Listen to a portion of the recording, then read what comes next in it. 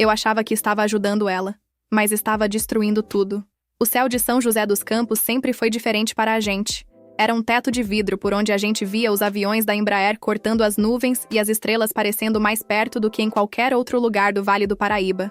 Eu me chamo Paloma, e desde que a gente usava o uniforme de escola pública e dividia o mesmo lanche no recreio, eu fui a âncora da Lídia. Ela era o fogo, a inteligência que não cabia nos livros didáticos. A menina que aos 12 anos já desenhava órbitas planetárias no verso do caderno de geografia. O sonho dela era um só, imenso e absurdo para a nossa realidade de filhas de operários. Ela queria ser engenheira aeroespacial e trabalhar na NASA. Eu, criada no pragmatismo de quem aprendeu cedo que o pão de amanhã depende do suor de hoje, via aquilo como uma fantasia perigosa. Eu achava que estava salvando minha melhor amiga de uma queda dolorosa. Na verdade, eu estava construindo um muro que a impediria de decolar. Tudo porque o meu próprio medo do fracasso não me deixava ver além do horizonte da nossa cidade industrial. A nossa amizade era o porto seguro onde a Lídia depositava as suas esperanças mais loucas. Mas o mormaço seco do interior paulista parecia cozinhar a minha paciência com o que eu chamava de delírios dela. Enquanto ela passava as madrugadas estudando física avançada com livros emprestados da biblioteca municipal, eu passava os meus dias tentando convencê-la de que um emprego administrativo na fábrica local era o ápice que a gente poderia alcançar. Lídia, cai na real, o chão aqui é de asfalto, não de poeira lunar, eu dizia entre um café e outro, sentindo o cheiro de óleo e metal que vinha das usinas. Eu acreditava piamente que, ao desencorajá-la, eu estava protegendo o coração dela de uma frustração inevitável. Eu não via a luz nos olhos dela se apagar a cada comentário meu. Eu só via a segurança de uma vida medíocre, mas garantida, que eu queria que compartilhássemos para sempre, lado a lado, sem que ela me deixasse para trás na poeira de um lançamento de foguete. O ápice do meu cuidado destrutivo aconteceu quando surgiu a oportunidade de uma bolsa de estudos integral para uma universidade de elite, com um convênio direto para estágios em agências espaciais internacionais. Era a chance da vida dela, o bilhete dourado que ela cultivou com notas 10 e olheiras profundas durante todo o ensino médio. O edital exigia uma série de documentos e uma carta de recomendação que o nosso professor de física, que a adorava, já tinha preparado. Mas eu, movida por um egoísmo mascarado de benevolência, comecei a semear a discórdia.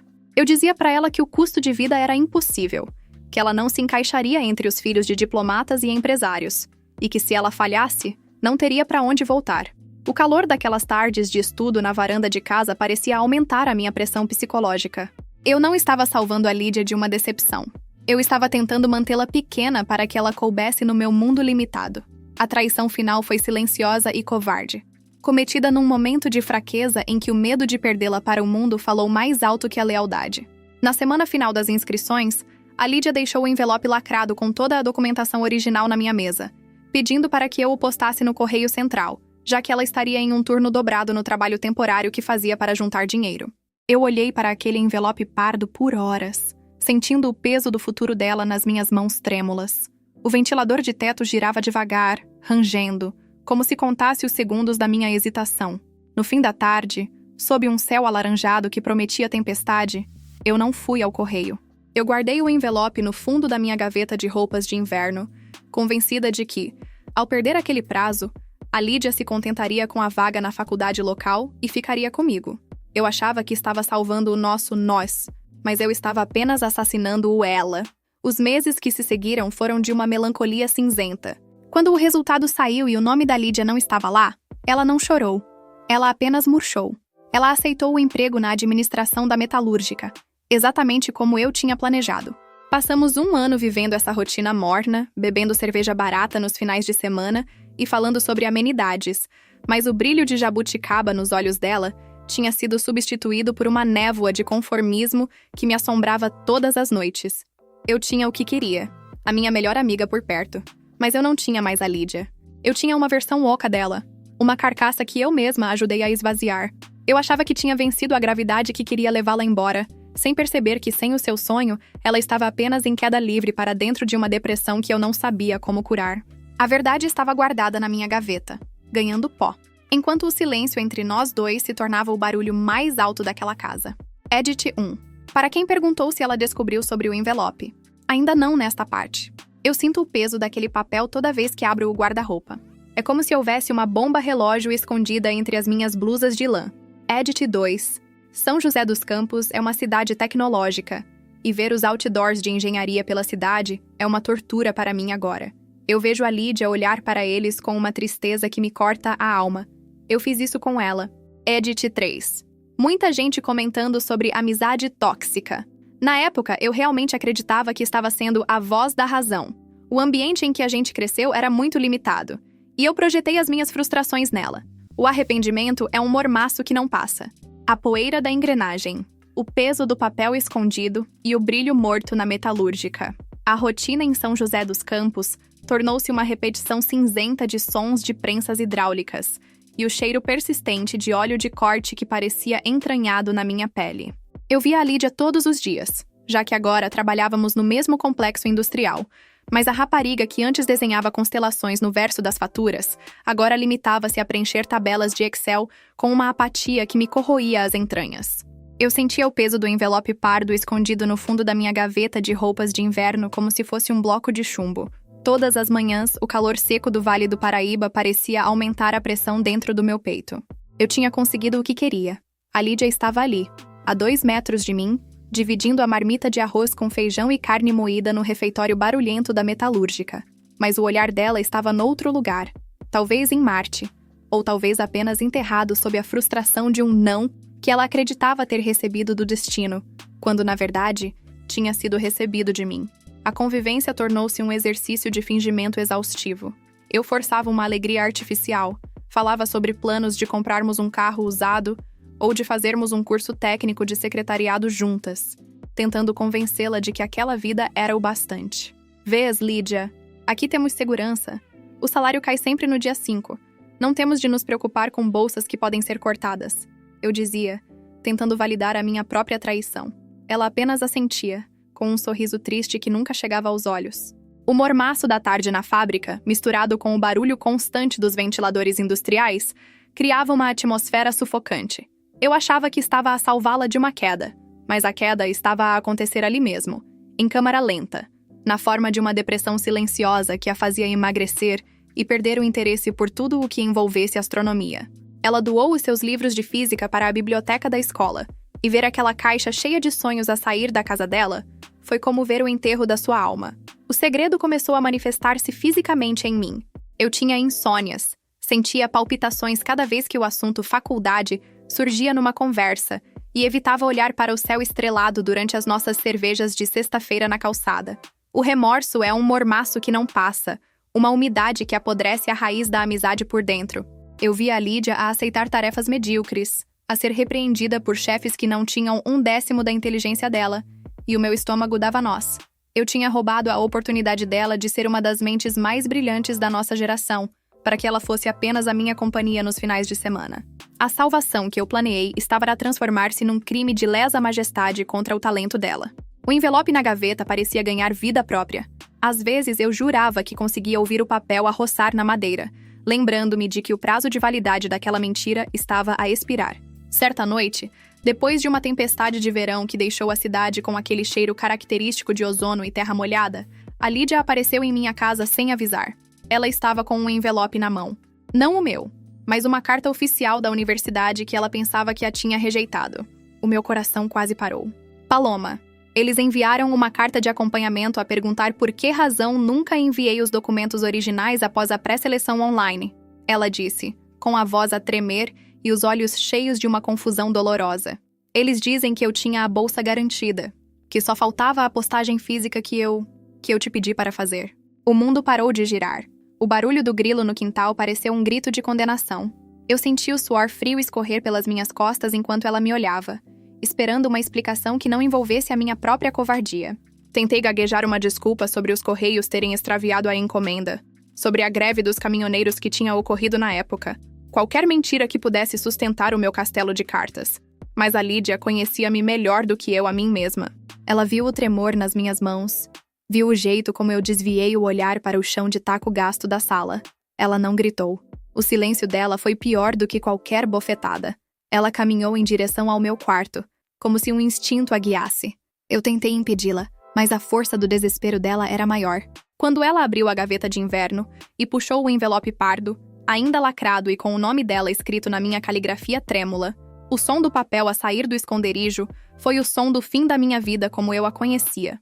A verdade estava ali, exposta sob a luz fraca da lâmpada de 60 watts, e a lição sobre o custo de ajudar alguém a ser pequeno estava prestes a ser cobrada com juros de ódio e separação. Edit 1. Para quem perguntou sobre a reação dela, o olhar que ela me deu quando viu o envelope, eu nunca vou esquecer. Não era raiva, era um luto profundo. Como se ela tivesse acabado de ver o meu cadáver à frente dela. Edit 2. Eu tentei explicar-me, juro que tentei. Disse que tinha medo que ela fosse para longe e nunca mais voltasse. Que o mundo era perigoso para raparigas como nós. Ela só me respondeu: o mundo é perigoso, Paloma. Mas tu foste a única que me impediu de o enfrentar. Edit 3. A Lídia saiu da minha casa sem dizer mais nada, levando o envelope consigo. Naquela noite, eu percebi que ao tentar salvar a nossa amizade da distância, eu tinha acabado de a condenar ao esquecimento. Eu fiquei sozinha com o barulho do ventilador e o vazio do que eu fiz. O estrondo do silêncio, o envelope rasgado e o dia em que o meu mundo de vidro se estilhaçou. O som do papel pardo a ser arrancado da gaveta de madeira pareceu uma explosão dentro daquele quarto pequeno em São José dos Campos. Eu fiquei parada, com o corpo petrificado e as mãos a tremerem, enquanto a Lídia segurava o envelope que continha o seu futuro. Um futuro que eu tinha sequestrado e mantido refém entre as minhas camisolas de lã. O mormaço da noite de verão tornava o ar irrespirável, e o cheiro de naftalina da gaveta misturava-se com o suor frio que me escorria pelas têmporas. Ela não gritou. Eu estava à espera de gritos, de insultos, de que ela me batesse. Mas o que recebi foi um silêncio tão denso que parecia que o oxigênio tinha sido sugado do compartimento. A Lídia olhou para o selo intacto, para o meu nome trêmulo que eu tinha escrito apenas para disfarçar, e depois olhou para mim. Naquele momento, eu vi a transição exata do choque para uma compreensão devastadora. Ela percebeu que a sua melhor amiga, a pessoa que lhe segurava a mão quando o pai chegava bêbado ou quando as contas não fechavam, era a mesma pessoa que tinha cortado as suas asas pelas costas. Tu tiveste isto aqui? Todo este tempo? A voz dela saiu num sussurro quebrado, mais letal do que qualquer grito. Eu tentei dar um passo em frente, tentei tocar-lhe no braço, mas ela recuou como se eu fosse feita de brasas. Lídia, por favor, ouve-me. Eu tive medo. Eu vi-te a sonhar com coisas tão longe de nós, com lugares onde as pessoas como nós não entram.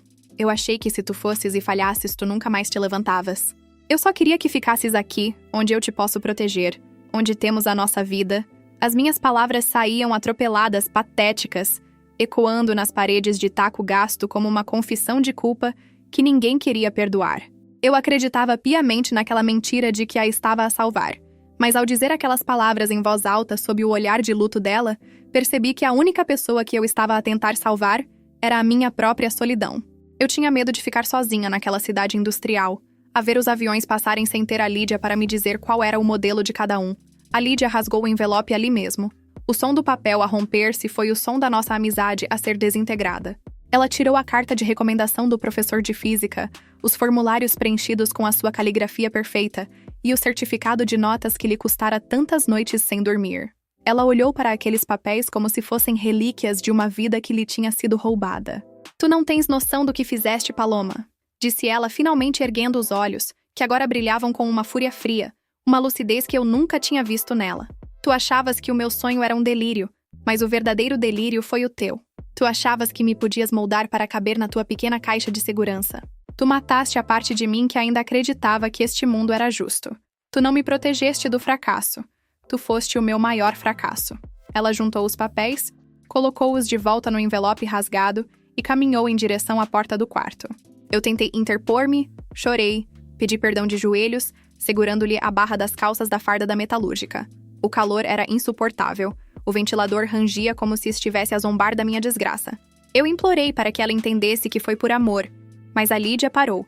Olhou para mim com um desprezo que me gelou a alma e disse: Amor não prende, Paloma. Amor não mente para manter o outro pequeno. O que tu tens por mim é posse, e eu não sou um objeto da tua coleção. Ela saiu do meu apartamento sem olhar para trás, batendo a porta com uma força que fez o quadro da sala, uma fotografia nossa na formatura do ensino médio, cair e o vidro estilhaçar-se no chão. Naquela noite, eu fiquei sozinha no escuro, sentada no chão do quarto, rodeada pelo cheiro amofado e pelo barulho distante das máquinas da fábrica que nunca param. Eu tinha conseguido o que tanto temia. A Lídia estava fora da minha vida, Mas não porque tinha ido para a NASA ou para uma universidade de prestígio. Ela tinha ido embora porque eu tinha destruído a confiança, a base de tudo o que éramos. O plano de a manter segura na metalúrgica tinha se transformado na maior traição da história da nossa cidade. Eu olhava para o céu pela janela, para as luzes de São José dos Campos, e sentia o peso de cada estrela que ela me tinha ensinado a nomear. Eu tinha apagado o brilho dela para iluminar o meu próprio caminho egoísta. E agora o que restava era apenas a escuridão absoluta de um quarto vazio e a certeza de que algumas feridas nunca fecham, por mais que tentemos dizer que foi para o bem do outro. Edit 1. Muita gente perguntou se eu tentei ir atrás dela no dia seguinte. Eu fui. Fui à casa dela, à fábrica, enviei dezenas de mensagens. Ela não me atendeu, não abriu a porta e, no trabalho, pediu transferência de setor para nunca mais ter de cruzar comigo no refeitório. O gelo dela é pior do que o fogo da discussão. Edit 2. O professor de física dela soube do que aconteceu porque ela o procurou para tentar recuperar os prazos. Ele veio à minha casa e disse-me as palavras mais duras que já ouvi. Tu tinhas um gênio nas mãos e preferiste transformá-lo numa engrenagem. O mundo é um lugar mais pobre por causa da tua inveja disfarçada de cuidado. Edit 3. Eu ainda tenho os cacos do vidro da moldura guardados num saco. Não tenho coragem de os deitar fora, tal como não tenho coragem de admitir que a Lídia está certa. Eu nunca soube amar, eu só soube controlar. O despertar do fênix no vale. A reconquista dos sonhos e a decolagem que eu não pude impedir. O silêncio que se instalou entre mim e a Lídia após aquela noite foi mais ensurdecedor do que o ruído de 1000 turbinas de avião. No setor administrativo da metalúrgica, eu a via passar como um fantasma, o rosto rígido e os olhos focados em um horizonte que eu já não habitava. Eu tentava, em vão, buscar um rastro daquela menina que sorria para as estrelas, mas tudo o que eu encontrava era uma mulher de ferro, moldada pela decepção que eu mesma causei. A transferência de setor dela foi o golpe final. Ela se mudou para o controle de qualidade, longe do meu alcance, onde o som das máquinas abafava qualquer tentativa minha de aproximação. Eu passava os dias mergulhada em um remorso que pesava mais que as chapas de aço da fábrica. O calor de São José dos Campos parecia me sufocar a cada manhã, lembrando-me de que o tempo estava passando e que eu tinha jogado a nossa história no lixo por puro egoísmo. Mas a Lídia não era feita de papel, como o envelope que eu escondi. Ela era feita de titânio. Meses depois da nossa ruptura, comecei a ouvir boatos no refeitório. Os operários falavam de uma menina prodígio que estava sugerindo melhorias nos processos termodinâmicos das caldeiras, economizando milhares de reais para a empresa. Eu sabia que era ela. A inteligência da Lídia era como uma força da natureza. Você pode tentar represá-la, mas ela eventualmente encontra uma rachadura para transbordar. Soube pelo zelador, que sempre foi meu confidente, que ela tinha procurado o professor de física novamente. Ele não desistiu dela. Juntos, eles entraram em contato com a universidade, explicando o extravio dos documentos. O professor, em um gesto de nobreza que eu nunca tive, assumiu a responsabilidade pelo atraso, alegando problemas burocráticos na secretaria da escola para proteger a Lídia de ter que admitir que sua melhor amiga era uma sabotadora. A universidade, reconhecendo o talento excepcional dela através de novos testes de nivelamento, abriu uma exceção inédita. Eu observava tudo de longe, como uma espectadora banida do próprio teatro.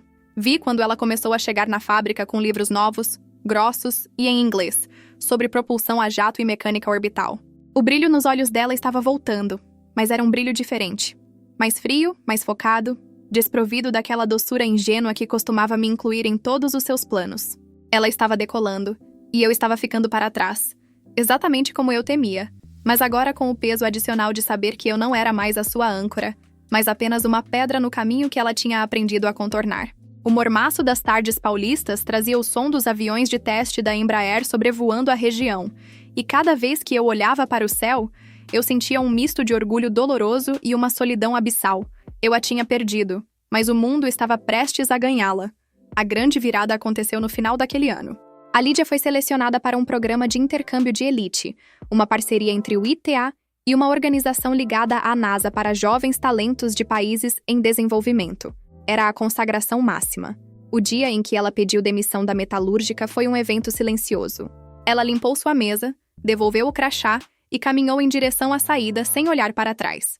Eu estava escondida atrás de uma pilha de caixas de arquivo, observando-a atravessar o pátio sob o sol forte do meio-dia. Ela parecia maior, mais leve, como se tivesse finalmente se livrado da gravidade que eu insistia em impor sobre ela. Eu quis correr, quis pedir perdão uma última vez, mas meus pés pareciam colados ao chão de concreto. Eu sabia que o meu perdão não importava mais. O que importava era que ela tinha recuperado o direito de sonhar.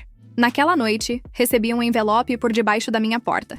Não era o envelope pardo de antes, mas um cartão postal simples, com uma foto da Terra vista do espaço. No verso, apenas uma frase escrita com a caligrafia firme que eu conhecia tão bem. O espaço é infinito, Paloma, mas a coragem de ir até lá é uma escolha individual. Eu fiz a minha. Espero que um dia você faça a sua e saia dessa gaveta onde você se trancou. Chorei até o sol nascer, sentindo o ar quente do ventilador soprar sobre o meu rosto. A Lídia estava indo para os Estados Unidos, para Houston, para o lugar onde os foguetes de verdade rasgam o céu. Eu ficaria aqui em São José, cercada pelas engrenagens e pelo óleo, mas com uma lição que queimava mais que o sol do sertão. Você não salva ninguém impedindo-a de voar. Você só se condena a assistir a decolagem do chão, sozinha, com o peso das asas que você tentou cortar. Edith 1. Muita gente perguntou como ela conseguiu a vaga depois de tanto tempo. O professor de física foi o verdadeiro herói. Ele moveu montanhas, ligou para reitores e usou todo o seu prestígio para provar que a Lídia era um caso fora da curva. Ele viu nela o que eu vi, mas ele escolheu regar, enquanto eu escolhi sufocar. Edith 2. Eu ainda trabalho na mesma metalúrgica. O ambiente parece mais vazio sem ela, mas estranhamente, comecei a estudar administração de verdade. O bilhete dela me deu um choque de realidade. Eu também estava trancada na minha própria mediocridade por medo. Edith 3. Recebi notícias de que ela foi morar em uma vila universitária no Texas. O sucesso dela é comentado na rádio local às vezes. A filha de São José que vai conquistar as estrelas. Toda vez que ouço isso, sinto um aperto no peito, mas também um alívio. Ela venceu o meu egoísmo. O céu de Houston. O perdão no centro espacial e a lição que as estrelas me ensinaram. 5 anos se passaram desde que o rastro de fumaça de um avião comercial levou a Lídia para longe do Vale do Paraíba e do peso da minha traição. Durante todo esse tempo, eu vivi em uma espécie de exílio emocional em São José dos Campos. Continuei na metalúrgica, mas mudei. Terminei a faculdade de administração e, ironicamente, me tornei gerente de processos, tentando aplicar a ordem que eu não tinha na minha própria vida. Eu acompanhava os passos dela como quem observa uma constelação distante. Via as publicações em revistas científicas, as fotos dela com o uniforme azul da agência espacial e as notícias de que uma brasileira estava liderando uma equipe de cálculos de trajetória para a próxima missão lunar. O orgulho que eu sentia era uma faca de 2 gumes. Cortava a minha solidão com a lembrança de que eu quase apaguei aquele brilho. O mormaço de São José já não me sufocava tanto, mas o silêncio do meu apartamento, onde o envelope pardo um dia descansou, ainda era um lembrete diário de que algumas escolhas não têm volta. No mês passado, recebi um e-mail inesperado. O assunto era curto. Convite de lançamento. Lídia estava me convidando para ir ao Centro Espacial Johnson, em Houston, para assistir ao desfecho do projeto em que ela trabalhou por 3 anos. Meu coração parou. Eu não sabia se era um gesto de perdão ou apenas um acerto de contas com o passado. Vendi meu carro, juntei cada centavo das minhas economias e enfrentei o medo de voar que sempre usei como desculpa para mantê-la perto de mim. O calor do Texas era diferente do calor de Pernambuco ou de São Paulo. Era um calor seco, vasto, que cheirava a asfalto novo e tecnologia. Quando cheguei ao centro de visitantes, cercada por telas gigantes e modelos de foguetes que faziam o meu mundo parecer uma miniatura, eu me senti minúscula. Eu era a menina da metalúrgica que achava que o teto do mundo era o telhado de zinco da fábrica. Encontrei a Lídia perto do centro de controle. Ela estava usando um crachá oficial, o cabelo preso num coque firme, e uma postura de quem carregava o universo nos ombros sem se curvar. Quando nossos olhos se cruzaram, o tempo em São José parecia uma vida que pertenceu a outras pessoas. Ela caminhou até mim, e o abraço que ela me deu não foi o abraço de uma vítima, nem o de uma juíza. Foi o abraço de alguém que tinha vencido a gravidade. Você veio, Paloma, ela sussurrou. Eu chorei, ali mesmo, no meio de engenheiros e cientistas do mundo todo. Pedi perdão novamente, as palavras saindo engasgadas pelo soluço. Eu confessei que o meu medo de perdê-la tinha me tornado um monstro. Lídia me afastou um pouco, segurou meus ombros e olhou no fundo dos meus olhos com uma serenidade que só o espaço pode dar. Eu te perdoei no dia em que cheguei aqui e vi a curvatura da Terra pela primeira vez num simulador, disse ela com a voz firme. Percebi que o mundo é grande demais para a gente gastar energia guardando o rancor de quem ainda não aprendeu a olhar para cima. Você achou que estava me salvando, Paloma, mas você estava apenas projetando o seu próprio medo de cair. A lição que eu aprendi é que a gente não pode culpar o outro por tentar nos prender se a gente aceita as correntes. Eu quebrei as minhas, e espero que você tenha quebrado as suas também. Naquele momento, eu entendi. A traição do envelope não era sobre a bolsa de estudos. Era sobre a minha incapacidade de acreditar que a gente merecia mais do que o pouco que nos deram. Eu tentei destruir o sonho dela porque o meu próprio sonho estava morto, e ver a luz dela me lembrava da minha escuridão. Assistimos ao lançamento juntas, de uma área reservada. O chão tremeu.